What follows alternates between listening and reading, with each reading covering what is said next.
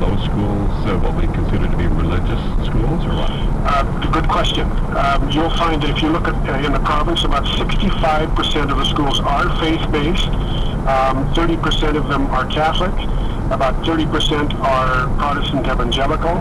And then there's another group of around 20% or so that are a variety of other faith groups. And then we have a small percentage of schools that do not receive any funding at all because they don't meet the conditions set by the government for funding.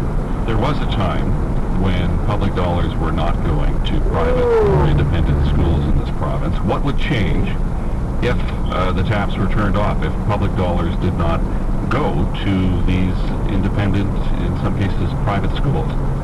Now that's an interesting question because funding came into our province in 1977. 30% funding was offered at that point.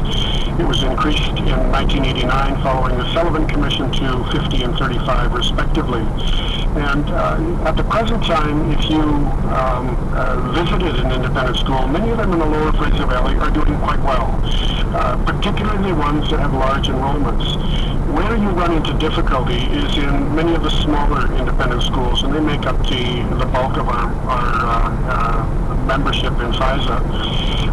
They are challenged financially, particularly when you go into the interior of British Columbia, the north, the far east.